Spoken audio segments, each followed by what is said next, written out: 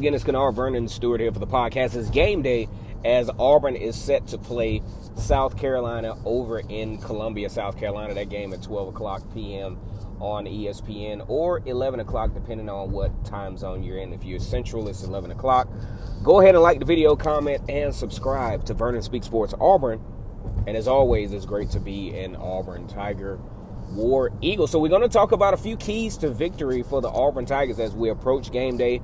We've analyzed, we've talked about this stuff all week, and was able to actually dig up a little bit more on this game that I think could help Auburn out.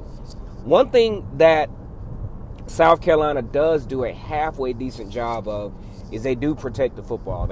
Even though they had 2 turnovers, I think in the Tennessee game, or it might have been Florida game, but either way, they do a pretty good job of protecting the football. They're a little bit more disciplined than folks may think.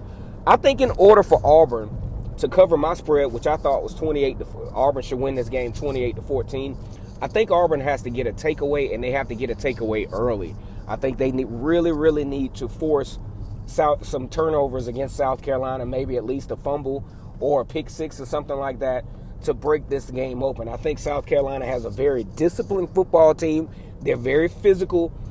And I think if you let a team like this hang around, kind of like Florida, they kind of got them down. They were up as much as 38-17, I think, to where you can't come back. But if they find themselves in a dogfight, kind of like what South Carolina had against Tennessee, I don't think with the physicality of South Carolina that works out, especially with a young Auburn team on the road. That doesn't work out in Auburn's favor. So I think Auburn's got to get some help. They got to get some turnovers. They got to get some momentum.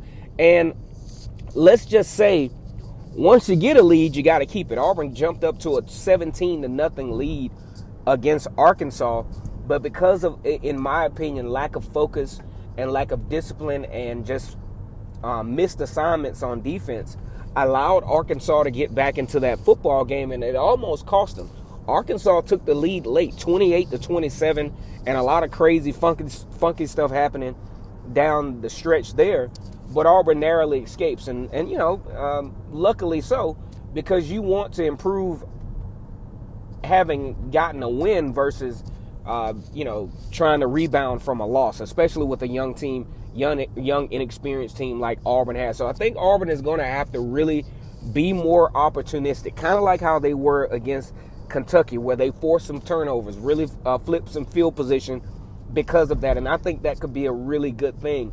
Great weather in Columbia, South Carolina today. It's probably going to be about 60 degrees. The sun should be out. It should be no rain, so the elements will not be a factor. Number 2, Bo Nix has got to be the quarterback that makes plays in adversity.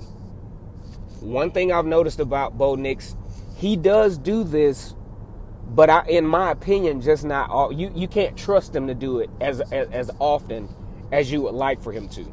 Scrambling, extending plays. He did show some signs of this in the second half against Arkansas, where Anthony Schwartz actually didn't bail him out, actually came back to the football and really helped his quarterback out. I think it's going to be a combination between the receivers and the quarterback, Bo Nix, helping each other out, finding those hot routes. And I'm not too sure if Bo Nix even has the autonomy to do any audibling, especially when he sees what's going on. He sees a certain blitz package coming.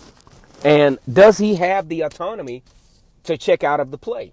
That's going to be something that's going to be interesting. So I think I want to see Bo Nix have more command of this offense. I want to see Bo Nix be that 5-star recruit, be that upper echelon quarterback that we feel that he can be and that we've seen in spots.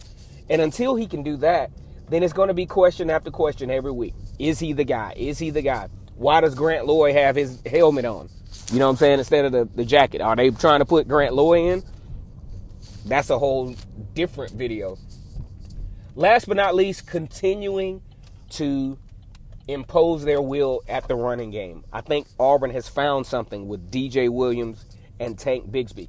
Continue to impose their will with the running game. I want to say run first. Run first to create some balance. South Carolina has shown some vulnerability in run defense. They've also shown some vulnerability in the intermediate passing game. I think Auburn needs to take advantage of this. It needs to take advantage early. And to counter that, Auburn's got to score touchdowns in the red zone. They have not been really good at that. And that can break a game like this open.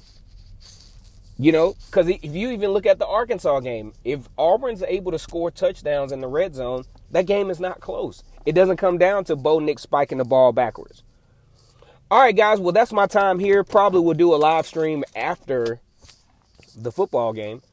Good luck to the Auburn Tigers as they take on South Carolina in Columbia. Second road game of the year. Auburn 2-1. South Carolina 1-2. Probably think they should have won that game against Tennessee. Go ahead and like the video, comment, and subscribe to Vernon Speak Sports Auburn.